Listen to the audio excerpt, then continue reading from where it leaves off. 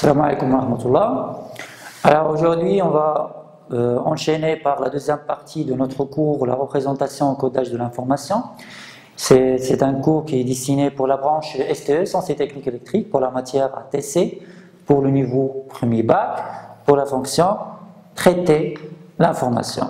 Alors, après avoir vu le premier chapitre, c'est le système de numération, on a vu tous les systèmes de numération, à savoir la base décimale, la base hexadécimale, octale et binaire. Donc maintenant, on va entamer la deuxième partie, la représentation des symboles signés, ça veut dire les symboles qui sont négatifs. Alors, on va commencer par une idée. Donc, ajouter un bit. Donc, je rappelle que le problème, c'est le niveau de débordement ou de overflow qu'on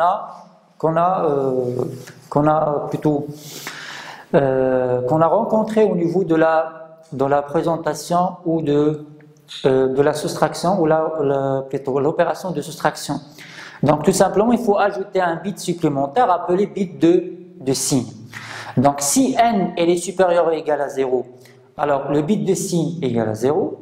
Sinon, ça veut dire s'il est négatif, on va ajouter un 1, ça veut dire que le bit, donc ça veut dire que le bit, plutôt le nombre, il est négatif. Alors là, vous avez trois méthodes qu'on va voir. Premièrement, vous avez la notation qu'on appelle notation module plus signe. Deuxième méthode, c'est la notation donc complément A1. Et la troisième méthode, qu'on utilise souvent, c'est la notation de complément A2. Donc on va commencer par le premier, c'est la notation de module plus signe. Alors si le nombre est codé sur, par exemple, n bits en général, alors le MSB, ça veut dire le bit de poids le plus faible, c'est-à-dire le bit le plus significatif. Pour le signe, donc ça sera toujours le MSB, le dernier bit à gauche, c'est pour le signe. Ça veut dire si vous avez un A à gauche, ça veut dire que vous avez un nombre qui est négatif. Sinon, vous avez un nombre qui est positif. Alors, n-1 bit pour le nombre en valeur absolue. Un exemple avec 8 bits. Donc, le plus 12. Alors, 12, c'est A0, 0. Mais là, on a utilisé 8 bits. Ça veut dire qu'il faut ajouter 4 zéros à gauche. Mais, si vous voulez bien sûr représenter moins 12 maintenant dans la base binaire, on va ajouter le 1 dans le dernier bit, ce qui est le MSB. Ça veut dire moins 12 en utilisant notre méthode notation de module par plus signe, ça donne 1, 0, 0, 1, 1, 1, 0, 0. Alors, donc là, si un nombre n est codé sur n bits, alors là, le n, il est entre 2 à la puissance n moins 1 et moins facteur de 2 à la puissance n moins 1 moins 1. Donc là, c'est la relation générale. Donc si n par exemple est égal à 5, ça veut dire que le n, on peut avoir n entre moins 15 et plus 15. Alors les 0 a deux représentations différentes, donc il faut faire attention. Le 0 avec le bit significatif, ça donne 0, et avec le bit avec signe, ça donne 1. Alors maintenant, la deuxième méthode, c'est la méthode de notation complément A1. Alors, un nombre positif représenté au module plus signe, un nombre négatif, on remplace chaque bit par son complément. Ça veut dire quoi? Donc, si vous avez par exemple le 12, 0, 0, 0, 1, 1, 0, 0, c'est toujours donc sur 8 bits. Alors, le moins 12, en utilisant la deuxième méthode de la notation de complément A1, s'écrit de cette façon. Donc, on va remplacer 0 par 1, on va inverser 0 par 1, 0 par 1, 0 par 1, 1 par 0, et ainsi de suite. Ça veut dire qu'au moins 12, ça donne 1, 1, 1, 1, 0, 0, 1, 1. Mais toujours, il faut faire attention, il faut donner la représentation utilisée. Donc là, on est dans la notation complément A. Donc, en complément A, la soustraction d'un nombre se réduit à l'addition de son complément. Ça veut dire quoi? Donc, si vous faites par exemple l'opération moins 13, moins 11, donc vous faites moins 13 dans le complément A et vous faites le moins 11 dans le complément A et ainsi, donc, et vous faites la somme. Par exemple, 13, ça donne 0, 0, 0, 1, 1, 0, 1, c'est toujours dans le 8 bits, donc toujours il faut préciser le nombre de bits utilisés. Moins 13, c'est 1, 1, 1, 1, 0, 0, 1, 0, donc on a utilisé le complément A. Puis le 11 c'est 0, 0, 0, 1, 0, 1, 1, et vous faites le moins 11 c'est le complément 1, et vous faites la somme des deux. Alors là, on peut faire cette opération facilement avec la méthode notation complément A1. Alors le retenu général généré par le bit de signe doit être ajouté au résultat bien sûr obtenu, si vous avez bien sûr de retenue.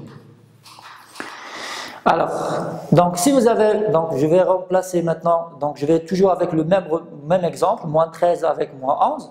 Donc on a trouvé ces résultats-là. Donc on va faire la somme maintenant. Alors si vous faites la somme, on va trouver celle-là. Mais il y aura un problème ici, c'est le retenu. Donc avec 8 bits, on ne peut pas faire cette opération. Donc toujours il faut ajouter un autre bit pour faire le 1 qui est le overflow. Alors, remarque, donc si la retenue générée par le bit de signe et la retenue générée par le bit juste avant sont différentes, donc il y aura un dépassement de capacité qu'on appelle overflow. Donc vous voyez, avec moins 115 avec moins 15, vous voyez qu'on aura besoin d'un autre bit. Le 1 ici, on aura le besoin de bit qu'on appelle overflow. Alors maintenant, la dernière méthode, c'est la méthode qu'on utilise souvent, c'est la notation de complément à 2. Alors tout simplement, le complément à 2, la notation complément à 2, c'est le complément à 1 et on ajoute un 1. Donc complément à 2, c'est le complément à 1 plus 1. Alors le nombre est codé sur un bit, donc on peut coder avec le complément à 2 entre 2 à la puissance n-1 moins 1 et moins 2 à la puissance n moins 1. Un exemple, moins 96 est écrit de la façon de la base 2 en complément à 2. Alors, premièrement, on va faire 96 dans le complément, donc dans la base binaire. Donc vous avez 0, 1, 1, 0, 0, 0, 0. Donc, et après, vous faites le complément à 1 en inversant le 0 avec le 1 avec 0. Et en ajoutant un 1 à cette opération, on aura maintenant 0, 0, 0, 0, 1, 0, 1. Vous voyez? Donc là, on aura cette moins 96 dans la base 10. Il s'écrit en 8 bits par ce nombre-là en utilisant le complément à 2. Moins 128 maintenant, moins 128, vous voyez, donc la même façon, donc vous faites 128, vous faites la conversion, puis vous faites le complément à 1, puis vous ajoutez un 1 et vous trouvez le résultat. Alors le moins 128 est la plus petite valeur négative que l'on peut coder sur un octet, ça veut dire 8 bits. Alors, en complément à 2, la soustraction d'un nombre se réduit à l'addition de son complément. Ça veut dire quoi? Si vous faites par exemple l'opération moins 13 moins 11, ça veut dire que vous faites quoi? Vous faites moins 13, le complément à 2 de moins 13, plus le complément à 2 de moins 12. C'est bon? Donc vous avez plus 13, moins 13 dans le complément à 2, plus 11, moins 11 en utilisant le complément à 2. Alors, il faut faire attention que la retenue générée par le bit de signe est ignorée dans ce cas. Alors, par exemple, donc, vous faites moins 13, moins 11, donc vous faites maintenant la somme, vous trouvez le résultat, mais il faut éliminer le overflow pour cette méthode-là. Donc, on aura le résultat final, 1, 1, 1, 0, 1, 0, 0. C'est bon? Alors, une autre remarque, si la retenue générée par le bit de signe, bit signe, et la retenue générée par le bit juste avant sont différentes, alors il y aura un dépassement. Si vous avez par exemple moins 15 avec moins 15, là le moins 15, on aura cette opération, on aura ce résultat-là, mais là on aura toujours un overflow, donc il faut faire attention au nombre de bits utilisés pour votre opération. Donc, exemple 2, nombre n'est codé sur 5 bits. Donc, si vous faites maintenant le calcul de 5 moins 8 par l'opération, par la méthode complément à 2. Alors, plus 5 d'abord, c'est quoi? Donc, sur 5 bits, donc, vous voyez qu'on a précisé le nombre de bits utilisés pour notre opération. Alors, 0, 0, 1, 0, 1, c'est notre 5. Moins 8, si vous faites le complément à 2, on va trouver 1, 1, 0, 0, 0. Et après, vous faites la somme. On va trouver combien? 1, 0, 1, 1, 1. Donc là, on n'aura pas de overflow. Alors, le calcul correct sur deux derniers retenus sont identiques. Le cinquième bit qui est égal à 1, c'est le nombre négatif. Donc, une fois que vous voyez le 1 qui est à gauche, même si avec la notation complément à 2, c'est un nombre qui est négatif. Alors, 1, 1, 1, 0, 1 par le complément à 2 s'écrit, donc ça s'écrit moins 0, 0, 1, 1 dans la base 2 qui est égal à moins 3. Alors, l'exemple 3, nombre codé sur 5 bits. Donc, si vous faites maintenant 9 moins 8, on va avoir le même résultat. Donc, même opération, donc même méthode. Donc, 9 c'est 0, 1, 0, 0, 1. Moins 8 c'est 1, 1, 0, 0. Donc là, le problème, on aura un overflow. Alors, le résultat sur 6 bits, mais calcul correct. Donc là, il faut ajouter un autre bit. Donc, c'est impossible de coder et d'utiliser la notation complément à 2 pour 5 bits pour cette opération.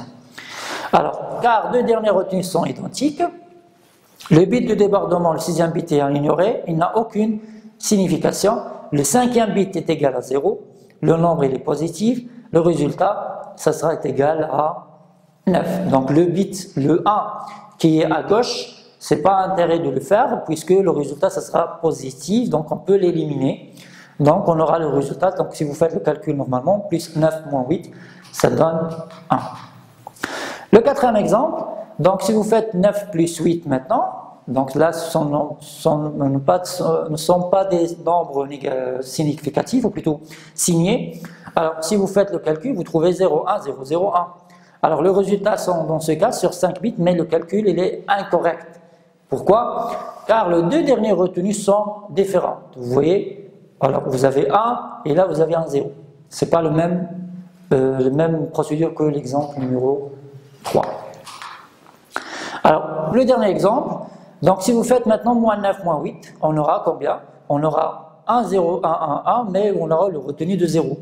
Alors, le résultat, le calcul sera incorrect. Pourquoi? Puisque vous avez deux retenues différentes à la fin de votre opération. Alors, passons maintenant au codage de l'information. Alors, notre problème, donc certaines applications exigent de calcul décimaux exacts, ce qui implique de travailler avec des nombres décimaux. Donc, certaines applications exigent et c'est obligatoire de faire le calcul avec dans la base décimale. Alors, on utilise alors la représentation décimale codée binaire qu'on appelle binaire codé décimal, le code qu'on appelle BCD, binaire codé décimal. Alors, principe. Chaque chiffre décimal de 0 à 9 est codé avec 4 bits, 4 chiffres binaires. Donc c'est ça le principe de code BCD, binaire codé décimal. Par exemple, 329 dans la base BCD, donc si on utilise le code BCD, on va diviser notre 329 sur 4 bits différents. Vous avez le 9, s'écrit 1001 dans la base binaire, 2 s'écrit de 0010 dans la base binaire, 00 c'est 011. Ça sera notre 3, mais il faut faire attention, c'est toujours, il faut avoir 4 bits. Alors, pour l'addition, donc si vous voulez faire l'addition dans la base BCD, alors le résultat de l'opération peut donner un nombre compris entre 0 et 19. Alors, si le nombre est compris entre 0, 10 et 19, il faut apporter une correction en ajoutant la valeur 6. Vous voyez que déjà, le résultat, donc le code BCD est toujours, il est limité de 0 à 9. Mais si le résultat est entre 10 et 19, il faut ajouter un 6. Pourquoi? Donc si vous avez, je vais prendre un exemple, 4386 plus 2893. Donc si vous faites cette application-là, alors, donc 4386 plus 2883, si vous faites la somme, vous trouvez 7279. Le problème, c'est que le 9, donc on peut les représenter bien sûr dans le code BCD. Vous voyez? Donc 7, c'est combien? 7, c'est 0, 1, 1. Le 2, c'est quoi? C'est 0, 0, 1, 0. Donc si vous faites 4386 et vous faites en code BCD, vous trouvez ce résultat-là. 2893, vous trouvez ce résultat-là. Si vous faites la somme maintenant, vous trouvez ici 1100. Donc 1100, il va dépasser le 9. Donc on va ajouter 6. On aura combien? 10010. Donc on va éliminer ce 1 là. On va laisser de la deuxième partie, la deuxième opération, et vous faites seulement 2. La même chose ici, 10001. Donc le résultat il est supérieur à 9. Donc on va ajouter un 6. On va trouver 10111. Donc ce 1 là, on va ajouter dans l'opération suivante et ainsi de suite.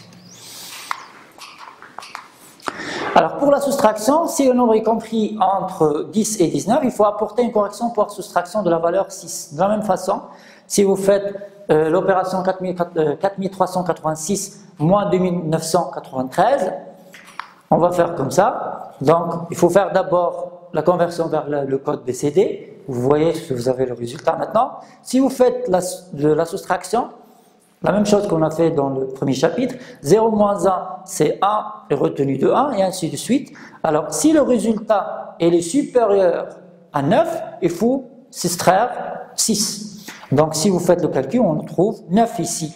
Là, on aura quoi? Il est supérieur à 9, donc il faut s'extraire 6. On aura 0, 1, 0, 0. Et ainsi de suite pour l'opération, la dernière opération, c'est bon. Il est inférieur à 9, donc c'est pas la peine de soustraire 6.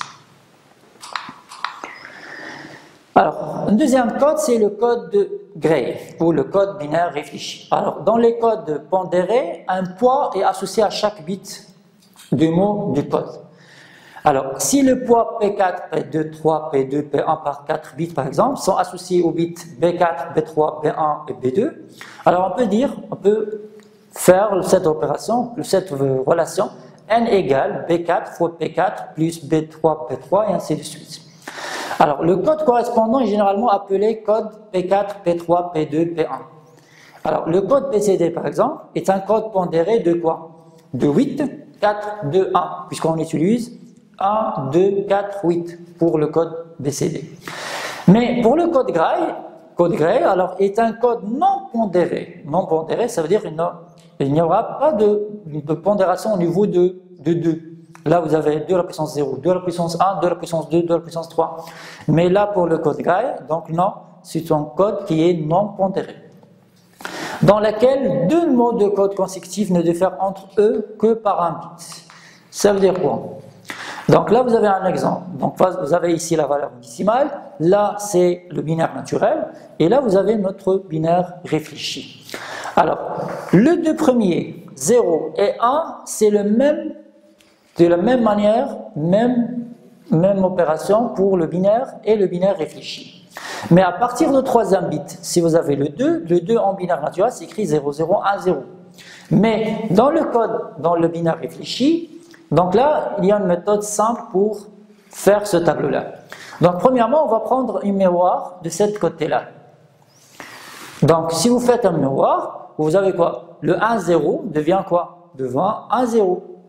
Et vous faites une inversion, vous faites le complément 1 de bit le poids, le suivant. 0, 0, il devient 1, 1. Les autres, on va laisser 0, 0. La même chose. Alors maintenant, on va faire comme ça. Et après, vous faites le deuxième miroir de ce côté-là, de 3 bits. On aura quoi? On aura 0, 1, 1, 0, devient 0, 1, 1, 0. Et vous faites maintenant le troisième miroir, on aura 1, 1, 0, 1, 1, 0, devient 0, 0, 1, 1, 0, 0, 1, 0. Là, on va faire la réflexion de 0, 0, 1, 1, 1, 0, 0, c'est la même, 0, 0, 1, 1, 0, 0. Et vous faites la même chose, 1, 1, 1, 0, 0, 0, c'est 1, 1, 1, 0, 0. Et vous faites le complément 1 de bits qui est à gauche. Alors, troisième type de code, si vous voulez par exemple représenter des caractères maintenant au lieu des nombres. Alors, parmi les codes qu'on utilise, c'est le code ASCII, American Standard Code of Information. Alors, il permet de représenter sur un octet des données alphanumériques, caractères latins, les chiffres décimaux, etc. Le standard Unicode utilise 2 octets. Donc, on va voir un exemple. Donc là, c'est notre tableau qu'on utilise pour le code ASCII. Alors là, vous voyez que tous les caractères, par exemple, d'un clavier, on peut les coder sous forme de 1 et de 0 sur 7 bits. B6, B5, B4, B3, B2, B1, B0. Par exemple, le A majuscule, où il est? Il est là. Le A majuscule s'écrit de la façon, combien? 1, 0, 0 et 0, 0, 0, 1. Vous voyez, A c'est égal à 1, 0, 0, 0, 0, 1, ou il s'écrit de la façon 4, 1, ça veut dire 41 dans la base 16, ou 65 dans la base, plutôt la base 10. Si vous prenez un autre exemple, par exemple le petit f minuscule, il s'écrit de la façon 1, 1, 0, 0, 1, 1, 0 dans la base binaire, ou 6, 6 sur la base hexadécimale. Alors maintenant, on va prendre des exercices. Donc le premier exemple qu'on va voir, c'est le nombre 1, 0, 1, 1, 0, 1, 0, 0, 1. On veut faire le transcodage vers la base décimale. Alors, vous faites la même chose, donc on va faire la méthode qu'on a fait dans le premier chapitre. Donc vous faites la représentation polynomiale pour tout le nombre que vous avez, et vous faites le calcul, bien sûr, et vous trouvez, bien sûr, notre résultat final, qui est égal maintenant à 721. Deuxième exemple, dans la base 16 vers la base hexa vers la base décimale, si vous avez par exemple BC5F et vous voulez faire la conversion vers la base décimale. Alors tout simplement, on va faire la même méthode, toujours par la représentation polynomiale. 11 fois 16 à la puissance 3, plus 12 fois 16 à la puissance 2, plus 5 fois 16 à la puissance 1, plus 15 fois 16 à la puissance 0, qui est égal à 1.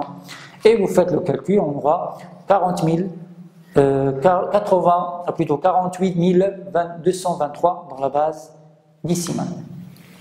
Troisième exemple, c'est le transcodage de base 2 vers la base 16. Qu'est-ce qu'on a dit pour la base 2 vers la base 16? Il faut diviser notre nombre par 4 bits différents. Donc, vous avez quoi ici? 0101, c'est égal à quoi? Est égal à 5. 0100, c'est 4. 1101, c'est D, c'est 14. Et 101, c'est 5. Donc, donc le résultat final, ça sera 5D, 4, 5. Un autre exemple, donc si vous faites maintenant le transcodage de la base 16 vers la base 2, donc 2, 6, FC, donc on va faire la même chose. On va faire 4, 4, 4, 4 par, plutôt 4 bits pour chaque symbole. Donc le C qui est égal à 12, c'est égal à 1, 1, 0, 0. Le F c'est 15, c'est 1, 1, 1. 6, c'est 0, 1, 1, 0. Et le 2, c'est 0, 0, 1, 0. Et finalement, le nombre 237 dans la base décimale, c'est écrit de la façon, si vous faites la base sur la base 2, donc il faut diviser bien sûr par 2. Vous faites la division, jusqu'à arriver à la fin à 0. Et vous faites bien sûr votre résultat de bas en haut, ça veut dire là, ce sera notre MSB et là votre LSB. Et merci pour votre attention.